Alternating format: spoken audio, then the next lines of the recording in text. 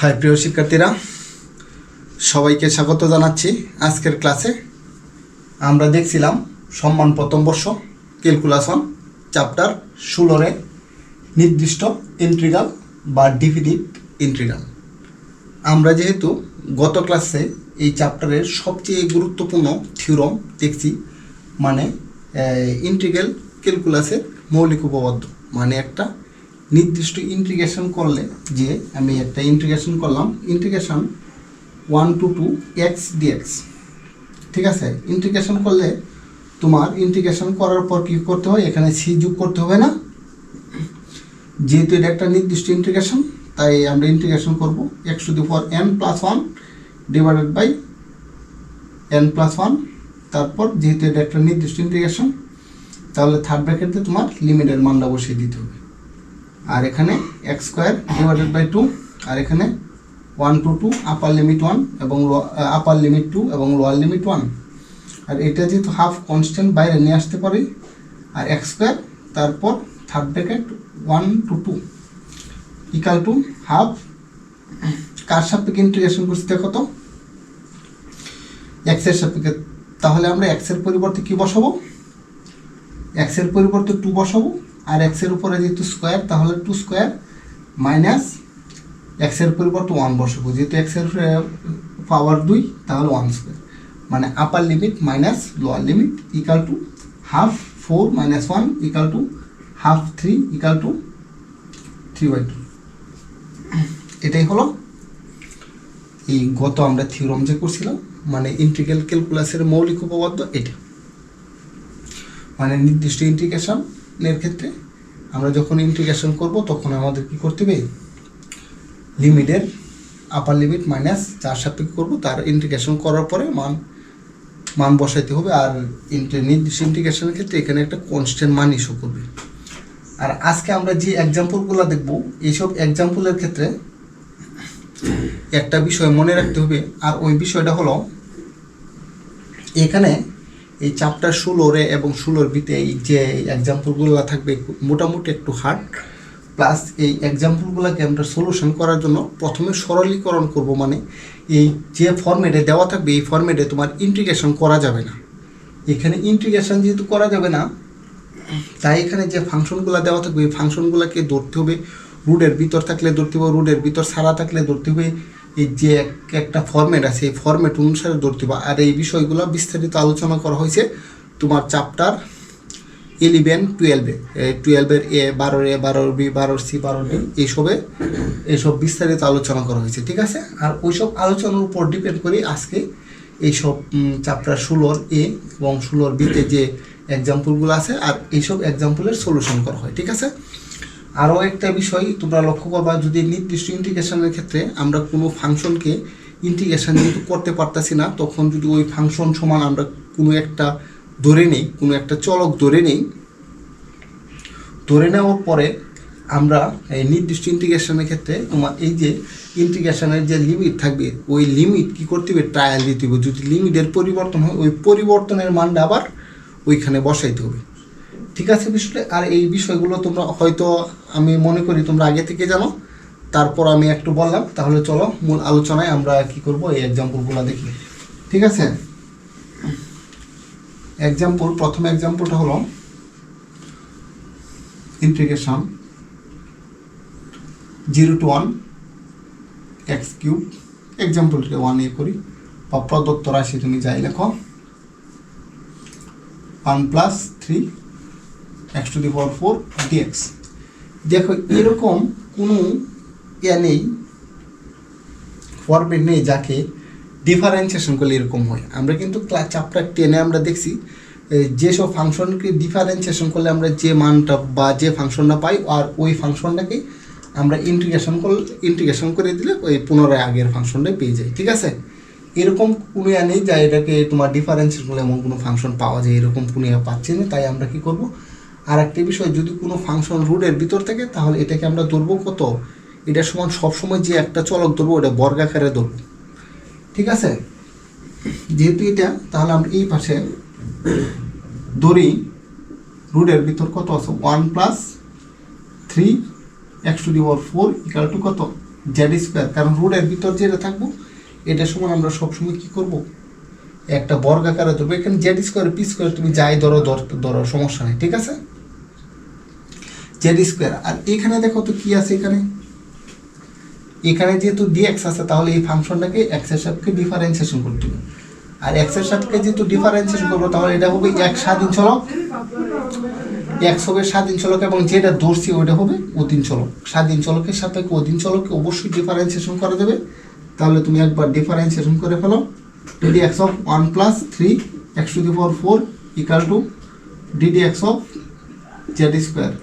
এখানে 1 রে ডিফারেন্সিয়েশন করলে 0 হবে, +3, আর x⁴ এ করলে n, x⁴n - 1 মানে 4x³ ইকাল টু জেড স্কোয়ারে করলে এখানে x⁴n এর সূত্র হবে n x n - 1, যাকে x বলছি সে x না, সে z, dz divided by dx implies that 3 × 4 = 12 x³ equal to 2z dz divided by dx।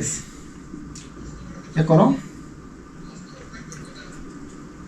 x³ আর এখানে dxটা কি ভাগাকারে আছে, গুণাকারে নিয়ে আসো, কারণ এখানে তো আমরা এইটাই x³ এই যে x³ dx এর একটা মান আমরা পাবো equal to 2 divided by 12z dz বা implies that x³ dx equal to 1/6z dz।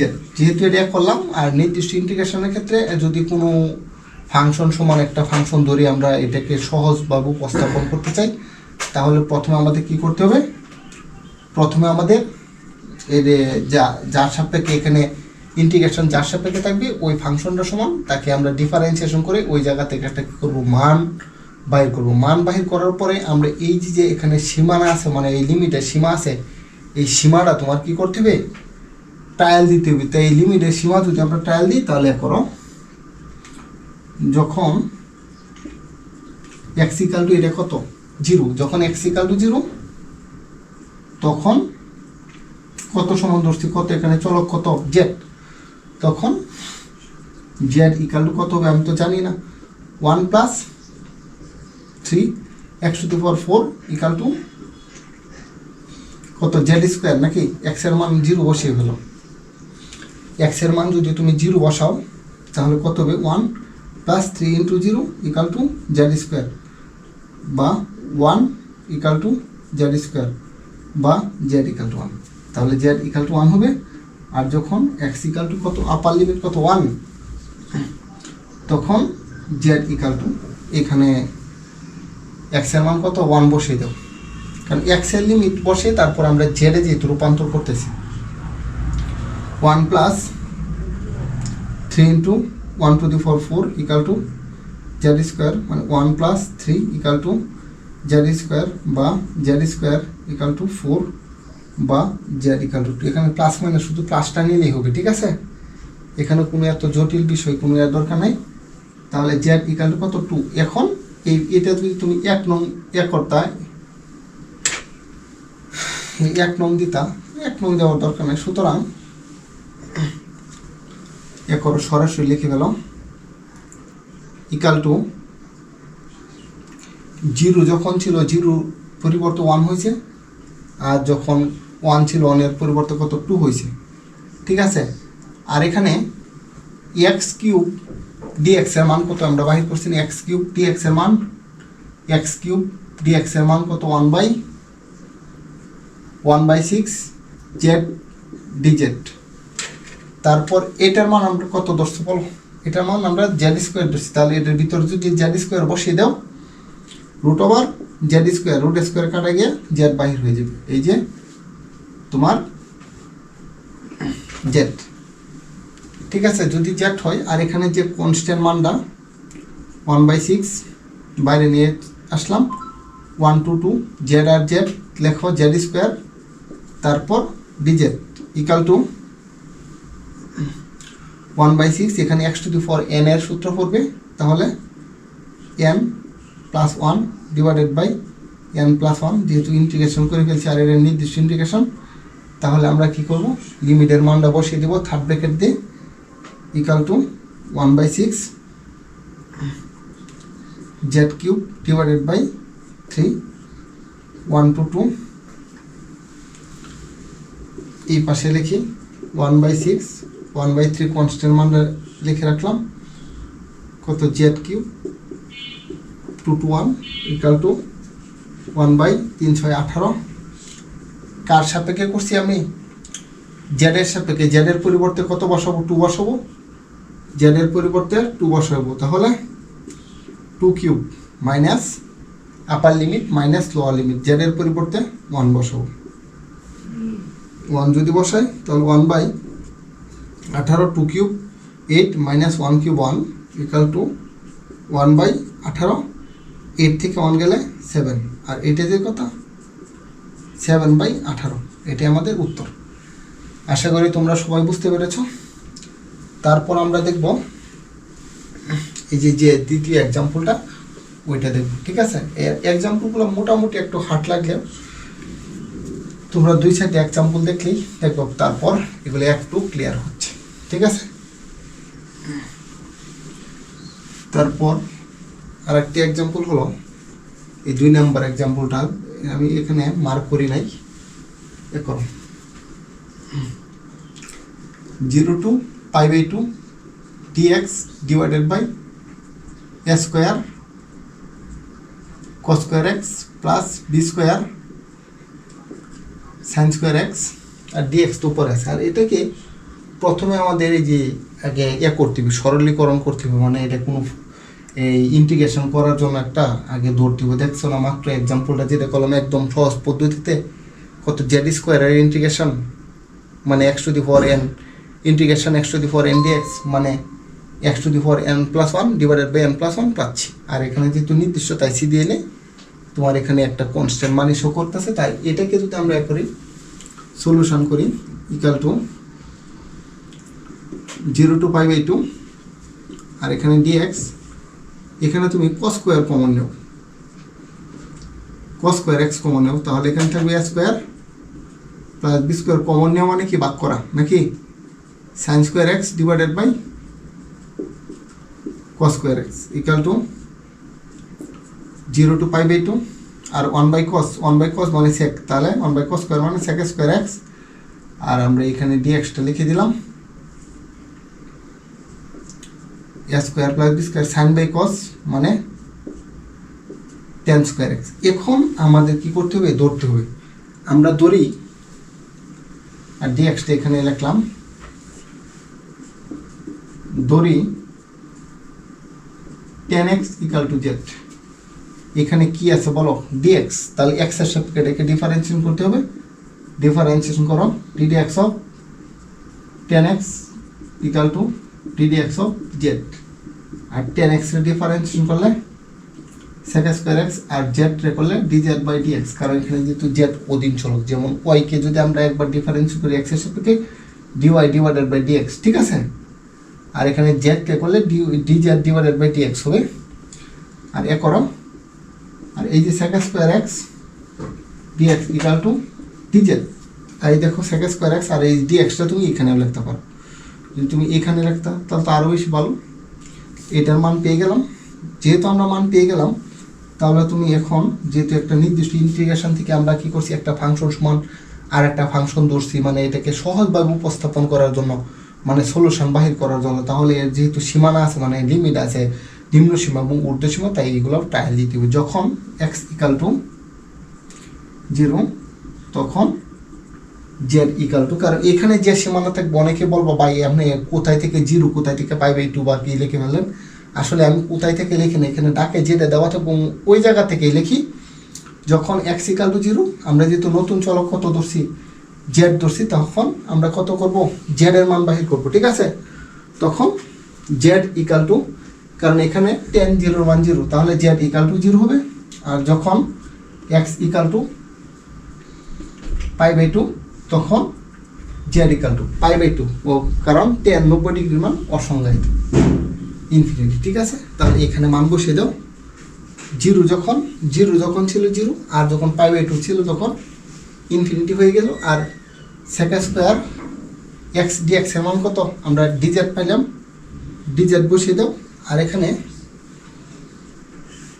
A square plus B square, R ten x সমান কত জেড, তাহলে এখানে তুমি জেড স্কোয়ার লিখে ফেলো। আমি টেন এক্স সমান জেড ধরছি, তাহলে টেন স্কোয়ার সমান তাহলে জেড স্কোয়ার হবে। আর এখানে আমাদের আর একটা নতুন ফরম্যাট পড়বে, আর এই ফরম্যাটটা হলো তোমার, আমি একটি সূত্র দিই, কারণ এখানে তো আমি সূত্র আগে বলে নিই কেমনি সূত্রটা পড়বে। এখানে d d x of tan inverse x,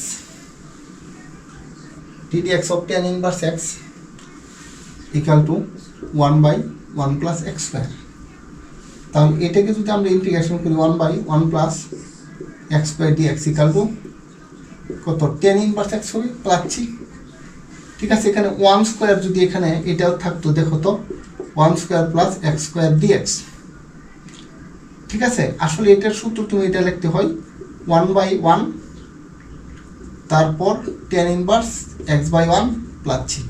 আর এটা যদি 1-এর জায়গায় এরকম থাকতো 1/2 square plus x square d x, তাহলে এটা হয়তো 1/2 টেন ইনভার্স x/2 প্লাচ্ছি। আসলে এই সূত্রটা এটা integration 1/a square plus x square d x equal to 1/a tan inverse x/a প্লাচ্ছি। এরকম ফরম্যাটে পড়তেছে এখানে, এরকম ফরম্যাটে পড়লে আসলে এখানে চলকটাই থাকবে। এখানে চলকের সাথে যেহেতু কনস্ট্যান্ট, তাই কনস্ট্যান্ট একটু দূর করে আমরা এই সূত্রের মধ্যে ফেলবো। ঠিক আছে, যদি এই সূত্রের মধ্যে ফেলতে চাই তাহলে এটাকে আর একটু আমাদের সাজিয়ে লিখতে হবে। এটা হলো 0 to infinity dz, আর এখানে যদি আমাদের বি স্কোয়ার, ঠিক আছে, বি স্কোয়ার কমন নেই, এই জায়গা থেকে যদি আমরা বি স্কোয়ার কমন নেই, বি স্কোয়ার যদি আমরা কমন নিই তাহলে কি হবে, বি স্কোয়ার, কারণ এখানে তো বি স্কোয়ার থাকতে পারবে না। বি স্কোয়ার যদি কমন নেই মানে ভাগ করা A square divided by B square, B square B square, আর এখানে জেড স্কোয়ার। উপরে তো কত আছে, উপরে তো তোমার জেড স্কোয়ার আছে, তাই জেড স্কোয়ার লিখে দিলাম। আর এটা যদি এক করি, এই যে বি স্কোয়ার কমন নিলাম, আর এই বি স্কোয়ারকে তুমি ইয়ে করতে পারো, এখানে এই লাইনটা এখানে লিখি, এই বি স্কোয়ার তো 1/, তাহলে 1/b স্কোয়ার লিখে ফেললাম। তারপর ইন্টিগ্রেশন 0 to infinity দিয়ে দিলাম, তারপর ডিজেড a/b হোল স্কোয়ার, আর এই বি স্কোয়ার কাটা গেলে এখানে জেড স্কোয়ার। ঠিক আছে, মাত্র যে সূত্র লিখছিলাম আমি, এই সূত্রটা হলো, একটু এখানে মুছে দিই, integration dx divided by a square plus x square equal to 1/a tan inverse x/a পাচ্ছি, ইকাল টু 1/b স্কোয়ার। তাহলে এখানে 1/a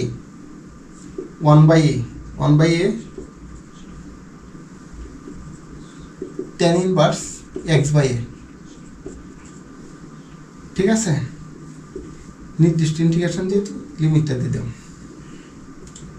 আর এখানে 1/b স্কোয়ার এটা কনস্ট্যান্ট মান, উল্টিয়ে লিখে ফেলো b/a third bracket tan inverse, এটা উল্টিয়ে দাও z b divided by a third bracket 0 to infinity, আর এখানে বি কেটে দেওয়া আর একটা বি থাকতেছে, তাহলে থাকতেছে তোমার 1/ab। এখন ইন্টিগ্রেশন তুমি কার সাপেক্ষে করছো একটু বলো। ইন্টিগ্রেশন তুমি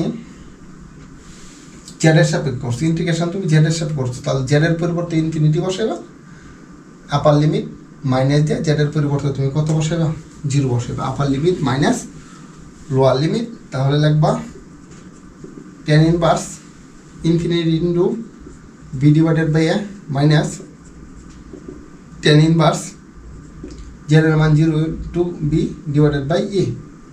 আর এখানে থার্ড ব্র্যাকেট দেওয়ার দরকার নেই, ফার্স্ট ব্র্যাকেটই ব্যবহার করো 1/ab। তাহলে এটা আমরা লিখব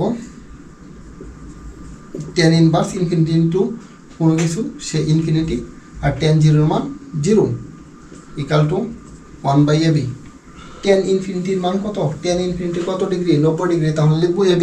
আর টেন ইনফিনিটিকে টেন ইনভার্স 10 π/2, আর টেন ইনভার্স কাটা যাবে, আর 1/ab, আর এখানে π/2, π/2 যদি হয় গুণ করে দাও, যে গুণ করে দেই π/2ab।